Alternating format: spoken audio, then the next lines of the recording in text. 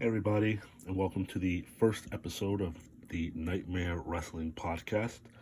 Um, this is a little late. This is going to be a Wrestlemania 38 review video.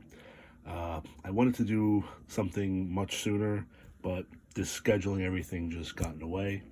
I am very new to this. I am not a social media person at all, but I thought this might be something fun to do. We'll see how it goes.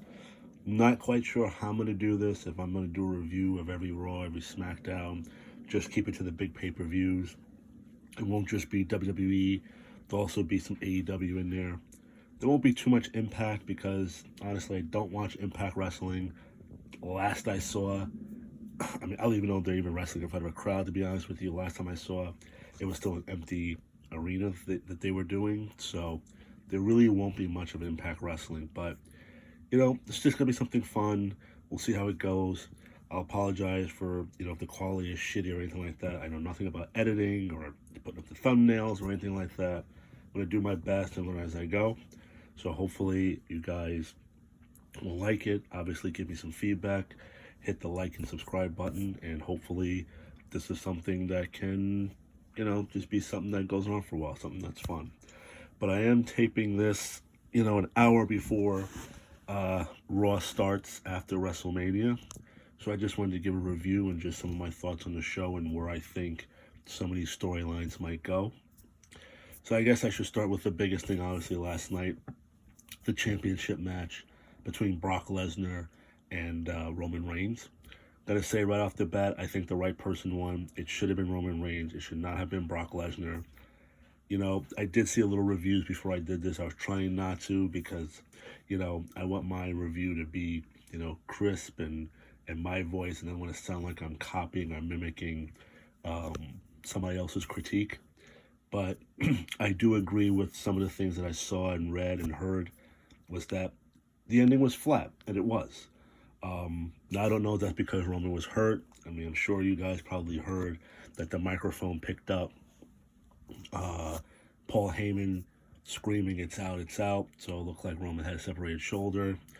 I did see like a little still photo that now they're saying maybe he tore something. I don't know. That could be the reason why the match ended the way it did. Who knows? But either way, it was flat. But the important thing is that the right person went over. I like Brock Lesnar. The guy's obviously a beast, no pun intended. But, at least as for me, as a wrestling fan, you know, I get a little tired of seeing Brock because it's just the same thing, you know? And in a way, it's not his fault because WWE has a hard time, making the stars. I mean, how many of us thought Cesaro was a very popular person and, they didn't do anything with him? So, you have to understand why they kind of rely on, Brock Lesnar and Goldberg. But when Brock Lesnar came back at SummerSlam, I was like, ugh, kind of know where this is going, you know? But, I think would have made the ending, better. I mean, obviously you didn't know it was going to end that flat, but obviously since the beginning of the whole Tribal Chief head of the table storyline or character, we know that the end result ultimately has to be The Rock. And yes, it would have been great if The Rock came out similar to how Brock did at SummerSlam or John Cena did at Money in the Bank. And I think, yeah, The Rock should have come out. He could have confronted Roman. Didn't have to say anything. Could have just did a stare down and Roman backs away. But, let's just say they couldn't get a hold of The Rock or just, for whatever, there's reasons why they probably wouldn't have done that. Because, it's hard to, plan on a storyline a year in advance, a match a year in advance. I know they did it with The Rock and John Cena. I can bet everybody was holding their breath that nobody got hurt and nothing was going to happen to this storyline or this match when they were building it up. But there's still plenty of things that Roman can do until they get to The Rock. If The Rock wants to do it, The Rock may not want to come back and do the match. I think he will. I think it's just about scheduling. You got to make sure nobody gets hurt. Everybody's prepped for it. But ultimately, next year's WrestleMania, the main event has to be Roman versus The Rock. And the other big thing is that Roman should continue not to lose. So now the debate is, what are they going to do with the two belts? Are they going to unify the belt? Is Roman going to defend one on Raw, one on SmackDown? You know, I saw some that say, oh, well, if he loses the WWE title, it's okay. No, because if he gets pinned and he loses the WWE title, that hurts him. Michael Cole's making a big deal that the last time Roman was pinned, I believe, was sometime in late 2019. So that's a big deal, and I think that hurts Roman. So either Roman carries the two belts for a year or you unify the belts, but Roman cannot be pinned and Roman cannot lose the belt and get it back later. He can't. If we are going to see The Rock versus Roman Reigns, that needs to stay. And if we get that match, Roman needs to go over. Now, I know some might say, well, that's crazy. After all this time, it's about time he loses. My vision for it is that they do the match, Roman goes over, and then either the next night on, Raw or SmackDown, however they're going to do these title things, the person who won Money in the Bank should cash in and then win the title that way. And then Roman can go away. You can do the storyline that he, the tribal chief was embarrassed and, made him leave. He had to go back to the island or, whatever. But right now, Roman cannot lose. And if we get that match, The Rock versus Roman, Roman has to go over. And then Roman can drop the title after that. And there's plenty of things to keep Roman busy between now and then until you get ready for The Rock. I am pretty sure that Brock Lesnar is not going away. I'm sure he's going to stick around. And my gut tells me we're going to get another Roman and Brock Lesnar match. And my gut is telling me it's probably going to be a Hell in a Cell match. I don't know how many people are excited to see that, but that's what I think is going to happen. So I think Roman can continue to work with Brock for, the next couple of months. And I think from there they can go to Bobby, they can go to Drew McIntyre, they can go to Cody. Although I think it's a little too soon for Cody, but, that's things that can keep him busy until now you're ready to go to Rumble and build for WrestleMania or start building for The Rock maybe around Survivor Series or something like that. But I think there are enough contenders to keep Roman busy and not just say, okay, we'll just throw this random guy we know he's going to lose. You have a story there with Drew. You have a story there with Bobby Lashley. You can sort of do something with Cody in there as well, although I probably wouldn't get to Cody. But that's my take on the whole Roman Reigns thing. I think it's great that he won. He absolutely should have won. But the ending of the match could have been, there was more to be desired there. As far as the rest of the night, I think the show started off great with RK Bro, Alpha Academy, and the Street Profits. I will admit, I am a little surprised that RK Bro went over. But I think they are a great team, and I think you should continue to run with them and build them, and and when a team, whoever defeats them, it will mean more. Sorry. I like Alpha Academy. I always liked Otis. I think Chad Gable's, a beast. The guy is shredded. He's in great shape. I think he's talented, and unfortunately, I think, sorry. I think beforehand, again, that's the whole editing thing. You got to get raw, folks, because I know nothing about editing just yet.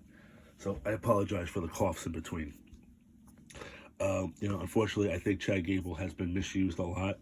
I think this, is still not the best use of him, but, I still think it's great. This new guy, Gabe Stevenson, or whatever his name is, I mean, I was not into it. To me, the guy just looked bland and boring as hell.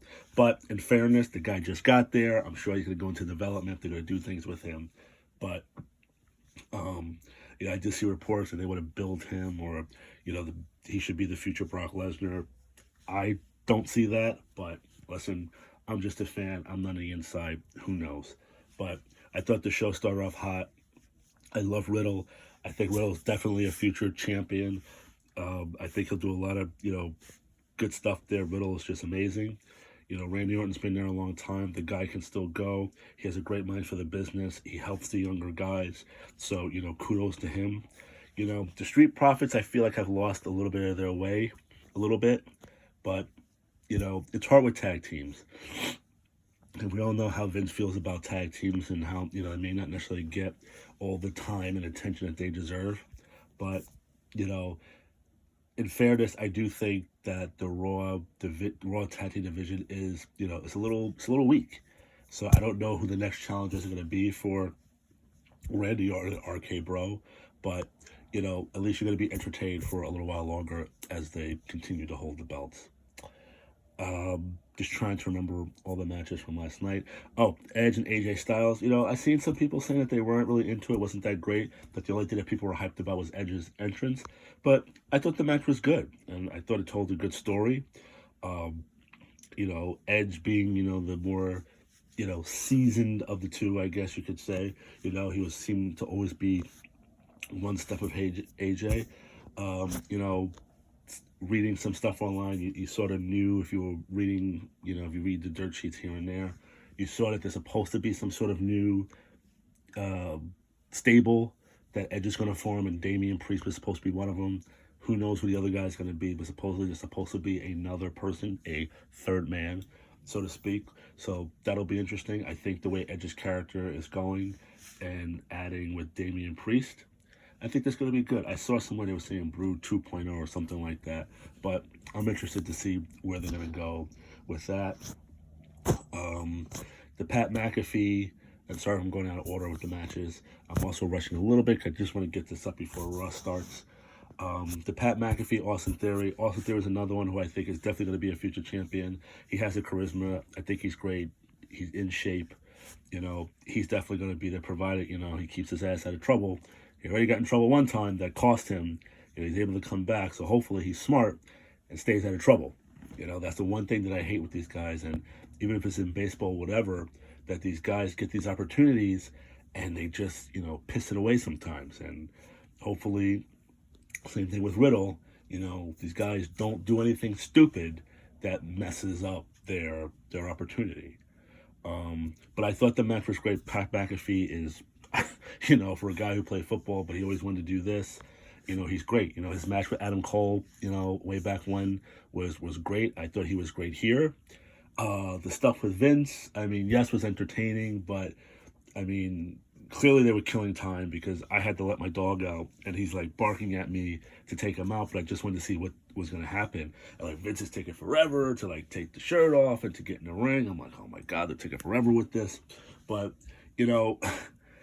yes, Vince is 76 years old, but I don't know. It was just, just some of the, Pat was bumping great for him, but just the clotheslines and all that stuff and the stuff, I'm like, oh my God. But, and if you notice, there was a bit of a miscue, sort of a tell, that when Vince was raising Austin Theory's hand and they started playing Austin Theory's music, Vince kind of looked like, what? So he sort of gave it away that something was going to happen. And I guess he thought it was the glass breaking. I don't know. But it was a great throwback to the Attitude Era between Austin and Vince. I'm sure everybody's talking about the stunner. And, in my book, to me, the worst person to take the stunner, and I know some have said it was Donald Trump, the worst person to me to take the stunner was Linda McMahon. If you remember, I believe it was a Raw Homecoming, where all the McMahon members came out and Austin stunned each one and Linda was the last one. And as Steve went down, Linda pushed off of him. And go back on YouTube and you'll see it. To me, she still has the worst stunner. And I think this one with Vince goes in at number 2. Austin Theory sold the stunner, great, the way he popped up. But Vince, he's stumbling back. And Austin is just trying to get him. And Vince is just I don't know. I was just cracking up. But, obviously Austin found it funny. But, listen, I've been watching wrestling since 1996. I'm much older now, obviously. The guys that I grew up watching are older or dead. Unfortunately, it's either one of the two. They're older and retired or they're dead. But, you can forgive it. These guys are older. It's just fun. So, you can't take it seriously. Oh, my God, why is Vince doing it? They should have redid it or something like that. But it is what it is. I will say another big surprise from last night. I am very surprised that the Mysterios lost. I really thought Miz and Logan Paul were going to lose. And I am confused with the ending about what the Miz did because, granted, Paul did great. I thought he did amazingly well. And when Corey Graves was like, this is the future tag team champions, I could see them challenging RK Bro for the tag team titles. I could see it. And then Miz did the skull crushing finale on him. So, that was a curveball because I'm really not understanding where they're going with that, or where Miz even goes after this. And I think Miz, I think he's very underrated. I think he should have been the champion multiple times because he is that damn good. And people may say whatever, but you got to give this guy respect. He came in as a reality TV star. I'm sure everybody hated him, and look where he's become. I mean, obviously, he has a beautiful family, a very, very successful guy, and I don't think you should not hate on that. How successful this guy came, and I feel that WWE doesn't necessarily give him the full acknowledgement that he deserves. I think that was it for the matches last night. I mean, obviously you had the women's tag team championship match, and there's really nothing to go on about that. I think it was kind of obvious that Sasha and Naomi were going to win. To me, it was a forgettable match. There was nothing great about it. Obviously, Kofi Kingston, the New Day, and Rich Holland and Sheamus. That was a whatever. That was a match that this could have been on SmackDown. And Johnny Knoxville and Sami Zayn, I thought was very entertaining. I think it's what you pretty much expected. And I know, like, back in the day, I don't know if it still happens now, Michael Cole used to get a lot of crap that, he sucked as an announcer. But, when Michael Cole gets excited, you feel that. And when that part with Wee Man of him body slamming Sami Zayn, you heard how excited his voice got. It kind of got me pumped and excited, entertaining. So I always do enjoy that piece of it. I am surprised that they didn't do any of the women's championship matches as far as the Raw or SmackDown. I guess they just say the women's tag team title. So I'm surprised they did them all on Saturday. But I guess that's because they didn't have the championship match, I guess. But other than that, I thought, I thought WrestleMania was good. I thought Saturdays was better. I'm about to get to Saturday now. But, I think what may have just sort of killed the overall event for people was just how flat the Roman Reigns Brock Lesnar match ended. But again, I still don't think the storyline is over. We'll see if Roman kicks off Raw, in another 45 minutes. We'll see what happens. But don't be surprised if you get a Brock Lesnar Roman Reigns Hell in a Cell match at some point. It would not surprise me one bit. So going to the Saturday show, unfortunately what happened to Rick Boogs, or Boggs, I'm not sure how you say it. When he fell over, I wasn't quite sure if he was really hurt or not. I may have missed it. I didn't see the referee put up the X sign. But when he did not come in to break up the count of the frog splash, I was like, okay, something's up. And then when they did the 1D and he didn't come, I'm like, okay, I think the guy's really hurt, because I think he would have broken up one of those pinfall attempts. And when he didn't come back, I'm like, okay, that sucks. And same thing with Roman. I don't think the Usos should lose the SmackDown Tag Team Championships. I think together, they need to keep the bloodline strong. I think they need to stay champions together. Now, maybe Usos can lose their titles, maybe around Royal Rumble next year,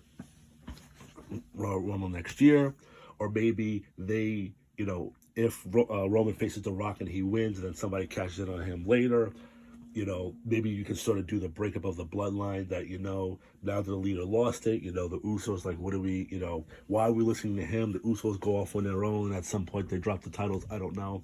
But I think the Usos, just like Roman, should not lose their titles.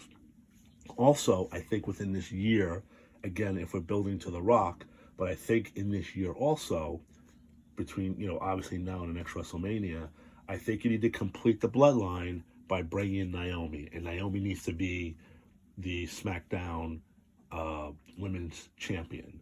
And I think you can get to that point by having her turn the heel on Sasha after losing the Women's Tag Team Championships, and bring her in as fully, you're the family, and Roman can spin that into a promo, like, see, like, I helped put food on their table like he did before and somewhere's in there. But I think Naomi should at some point join the bloodline.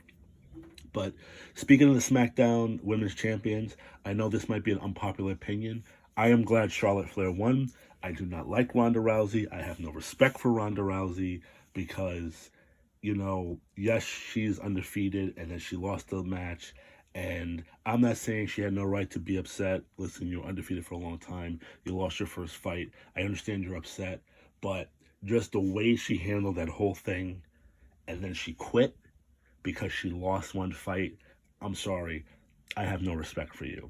As much as I can't stand Conor McGregor and as much crap that guy talks, he will go in the fight, get his ass kicked, lose the fight. What does he do? Does he cry about it? No. He keeps talking crap. He'll go back and train harder, go back and face the person who beat him, and usually ends up beating the guy. That's what you do. So Ronda should have dusted herself off.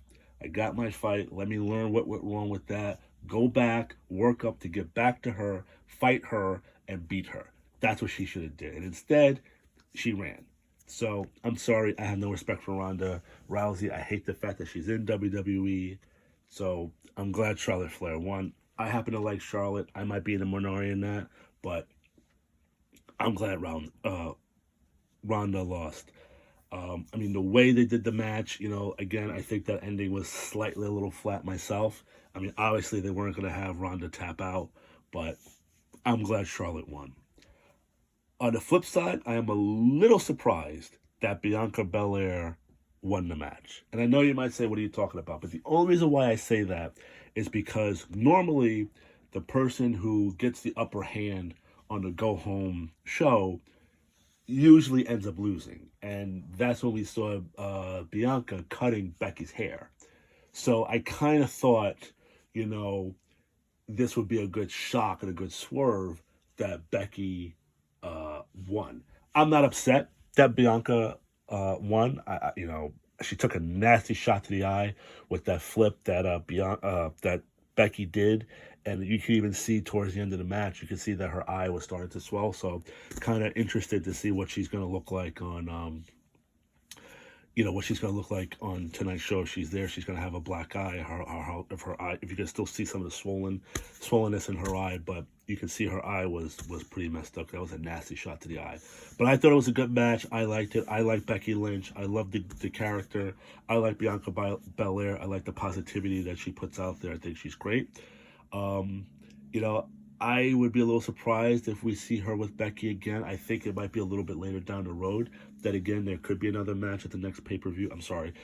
Premium live event. But if you recall, now I think we're going to get the matches that we didn't get. And if you recall, she was supposed to face Bayley, but remember, Bayley got hurt. So I think we're eventually going to get that match. She was supposed to face Sasha Banks, but then Sasha Banks dropped out, which is how we got Becky at SummerSlam. So I think at some point, by the end of the year, I think we're going to get both those matches. Or maybe we'll get Sasha and Bianca at WrestleMania of next year again. Maybe there'll be a rematch again. Who knows? But I thought that was a good match. The Kevin Owens and Stone Cold stuff, I thought Kevin Owens did a great job with the build-up. He pretty much carried that whole thing by himself, dressing up as Stone Cold, the promos. I thought he did a great job. The throwback with the ATV, I thought was cool. It's what I pretty much thought it was going to be. I'm really surprised that Austin took that bump on the cement like that, but, kudos to him. Do I see Austin coming back and wrestling again like that? No. I think that was a one and done. That was it, and we'll just usually get the usual Austin comes in, drops a stunner, and leaves. But, I thought it was good. I thought it was entertaining. And, it was what it was, and I'm sure there were some people who were disappointed that Austin didn't come out with the vest or whatever. But listen, the guy is older now. Things change, and no, it wasn't the Austin that we all may have grown up with, but it was still just cool. It was still just cool to see him, so I enjoyed it. So I think I covered all the matches. I don't think I missed one. If I did, I apologize, but I believe I caught all the big ones. Again, I'm rushing to get this up before Raw starts, or else I would have been more prepared with my notes and everything like that. But again, I was rushing. I did want to touch briefly on the Hall of Fame. Oh, I'm sorry. Yes, I did miss one. How could I forget this one? Cody Rhodes and Seth Rollins. Obviously, everybody knew it was going to be Cody Rhodes. I am still stunned that Cody is back in WWE, leaving AEW. I still can't believe it. I mean, it really must have been a bad falling out between him and Tony Khan and Omega and God, I can see their faces, but the Young Bucks. It really must have been something that he left. I mean, I even saw a quote of an interview that Cody did that he was saying, I love those guys and I hope they're not sitting around talking bad about me. So I don't think we're ever going to find out. I mean, if we do, it's going to be somebody's going to write a book, years from now on what happened. But Cody's back in WWE. You saw he did a little homage to the Stardust with his cartwheel. I thought it was a great match. I can probably see him and Seth working a little bit longer. Again, Cody could be a contender for Roman Reigns. I think it's a little too soon, but who's to say that? Because if Cody goes for the Intercontinental Championship, well, Ricochet's there. He's a babyface. He can go for the United States Championship, but who's the United States Champion? Finn Balor, a babyface. So somebody somewhere would have to turn heel. As you know, they don't like to do the babyface versus babyface. So Cody Rhodes could be next, but I would think they're probably next going to circle between Drew McIntyre next. I wouldn't be surprised if there was a triple threat match to determine who would face Roman. Would it be Bobby, Drew, Cody? Might be a fatal four-way. They might throw Brock in there. Who knows? But very surprised that Cody's back. Thought it was a great match. I'm a big fan of Seth. I love Seth. I think he's great. Very athletic, very entertaining. The laugh can get a little annoying sometimes, but I still think he's one of the best out there. So just want to touch a little bit on the Hall of Fame. I didn't watch it because I really wasn't feeling good Friday, so I ended up, going to sleep not too long after SmackDown, or maybe a little before SmackDown went off the air on Friday. Only person I was really interested in was Undertaker anyway. Undertaker is my favorite wrestler of all time. I love Undertaker. I love the character. I love the way the presentation of it. I wasn't too crazy about the American Badass part of him, but I love, the lights, the druids, the hat, the coat. I just love it. I will admit I got a little choked up a little bit when he was talking. I am surprised, like many, that he did not mention Mick Foley. And I know you probably saw that his daughter put something online that he didn't answer, didn't say anything or mention Mick Foley. And I'm really surprised. There's quite a few people I'm surprised he didn't mention. Even though, I know he really did a lot with Triple H and Shawn Michaels as far as like tributes and speaking about them. But, he did have a lot with Mick Foley, early on. So I'm really surprised he didn't mention that. I thought he could have mentioned Edge. They had a long storyline. He could have mentioned Randy Orton. Kurt Angle. I mean, the match at No Way Out in 2006, was a good match. And I'm not saying to, like, give this long thing like he did with Triple H, but I would just think he at least would have mentioned them. I mean, he didn't mention Stone Cold. He didn't mention The Rock. And, think about it. I don't really think him and The Rock had like that big rivalry like, he did with Austin or he did with Shawn Michaels. Like, I know he faced The Rock a little bit back in like 99 on Raw. I know they had that King of the Ring championship match. They did something, I believe, at Vengeance 2003. I believe it was a triple threat with him and Kurt Angle. And I believe there was one more match with The Rock. It might have been No Way Out. I think that's when NWO debuted. But, was it a memorable rivalry like we had with Stone Cold that led up to the championship match in 1998, the Buried Alive match? No. But I thought he could have mentioned The Rock. I can get him not mentioning John Cena. He really did much for John Cena. I thought he did some stuff with Booker T a lot. I thought he could have mentioned Booker T. I thought he even could have mentioned the Big Show a little bit too. So I'm surprised that there were some people he left off. But the biggest I'm surprised he left off was Mick Foley and Stone Cold Steve Austin. But either way, Undertaker obviously deserves the honor. And, you know, it really didn't dawn on me until he came out last night on WrestleMania Sunday. I kind of saw it more in his eyes then. Because I know at the end of the speech he put the hat and the coat back on and said, never say never. But I think The Undertaker is going to wrestle one more time. And I believed it more last night when he looked out at the crowd, because remember, this is the first time Undertaker's been in front of a live crowd since his match when he teamed with Roman against Shane and Drew McIntyre, which was what? Extreme Rules 2019? Because after that, the pandemic hit and everything was shut down. And then when he came back for his Boneyard match with AJ Styles, it was in front of an empty arena when he came that time when he was in the arena. So, this is his first time. And now this is the first time remember when he announced when he retired at Survivor Series. Again, it was in the Thunderdome. There was no live fans there. And I'm surprised nobody made mention of it, that this was his first time in front of a live crowd. So he's feeling that energy. And I'm like, he's going to want to come back. So I think, so this was WrestleMania 38. I think either WrestleMania 39 or WrestleMania 40, I think Undertaker will have one more match.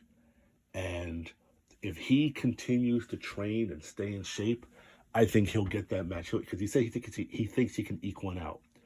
And if he trains and keeps himself in shape, keeps himself loose, because I don't know if you listen to Kurt Angle's podcast, because he had said, he had wrestled that match as an honorary member of the Shield, and then nothing happened, and then he kind of got thrust back into it, that he got stiff.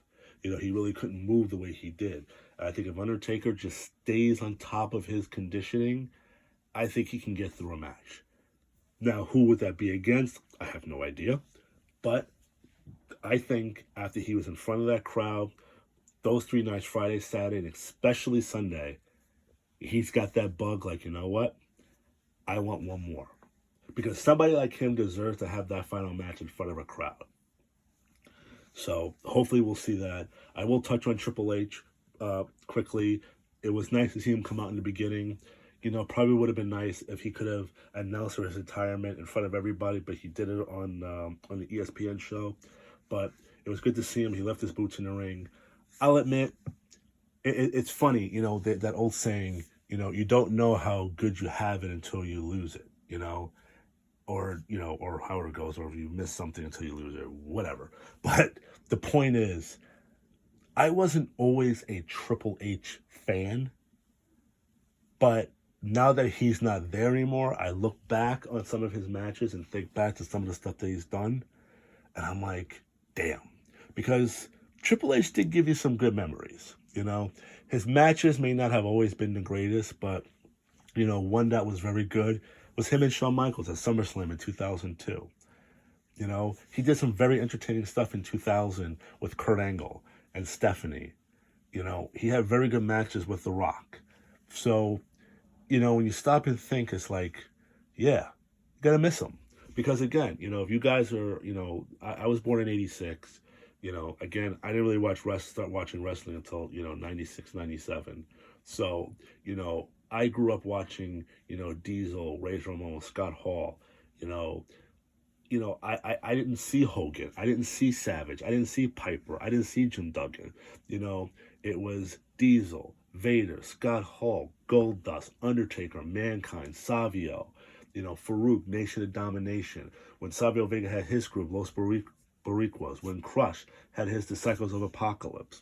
Remember the Truth Commission, Too Cool, Chris Jericho, Triple H, X-Pac, Shawn Michaels, Bret Hart, Owen Hart, Bulldog. Those were the guys that we, grew up with. And like now I understand how my father felt when some of the sports people that he liked were gone or retiring or they passed away. And it's like, yeah, a lot of guys that watched are gone. Vader's gone, Testa's gone. Pillman, died a long time ago. Owen Hart's not here anymore. It's it's a shame. And it's like, now Undertaker's gone, Shawn Michaels is gone, Brett's gone. You know, it's like, who's left? You know, and I guess really who's left from that time, I guess, is really just Chris Jericho. And if I miss somebody, tell me in the comment section if I miss somebody. But watching these guys, go down, it's just, it's sad, you know.